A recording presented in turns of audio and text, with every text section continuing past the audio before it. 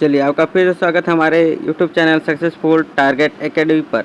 आज हम पढ़ेंगे किसी भी कविता का संदर्भ प्रसंग व्याख्या करना सीखेंगे। चलिए ठीक है, कैसे करते हैं व्याख्या आइए देखते हैं।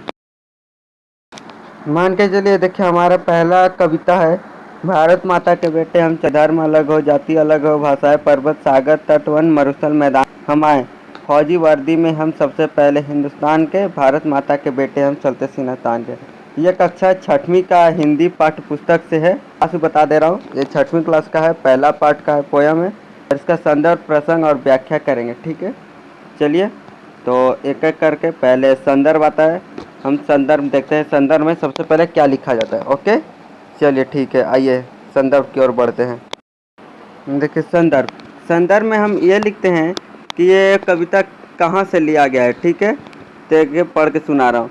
यह पद्यांश, कविता को पद्यांश बोला जाता है। यह पद्यांश हमारे छत्तीसगढ़ पाठ्य पुस्तक हिंदी के पाठ से लिया गया है और इनके कवि डॉक्टर हरिवंश राय बच्चन जी है, ठीक है। ये जो कविता लिया गया था कौन से पाठ से लिया गया है? हिंदी पाठ से, हिंदी पाठ्य पुस्तक से, मतलब किताब से, ठीक है। और संदर्भ में क्या लिखते हैं, किससे लिया गया वो लिखा जाता है और इसके साथ क्या लिखते हैं, कवि का नाम, इसके कवि कौन है। जैसे मैं लिखा डॉक्टर हरिवंश राय बच्चन, ठीक है। आप जो भी कविता का करिएगा उसके कवि जरूर लिखिए और कौन से पुस्तक से लिया है ये जरूर लिखिएगा, ठीक है। चलिए आगे देखते हैं अब प्रसंग। अब देखिए हमारा संदर्भ हो गया। अब देखिए प्रसंग, प्रसंग में क्या लिखा जाता है। प्रसंग में ये लिखा जाता है कि कविता में क्या, किस चीज़ का बात हो रहा है, ठीक है, उसको लिखा जाता है। तो देखिए कविता में क्या बात हो रहा है, प्रसंग में लिखेंगे, कवि कह रहे हैं कि फौजी के अलग अलग धर्म के बारे में बातें कर रहे हैं।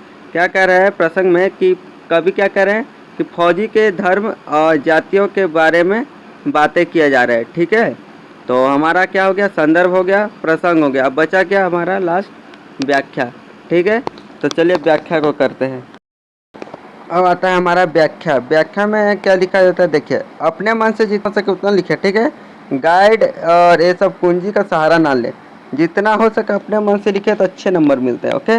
तो देखिए व्याख्या में क्या लिखना है, कवि फौजी भारत माता के बेटे हैं, कवि कह रहे हैं, ठीक है। और सीना तान के बड़ी शान से चलते हैं।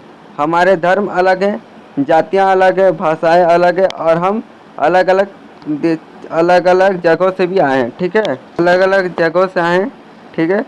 और देखिए आगे क्या लिखे, लेकिन हम एक समान भाईचारा में रहते हैं। मतलब फौजी क्या होते हैं, एक साथ रहते हैं ना, जो अलग अलग रहते हैं, कोई भाषा अलग होता है, किसी का जाति अलग होता है, ठीक उसी प्रकार क्या होते हैं, फिर भी भाई के समान रहते हैं।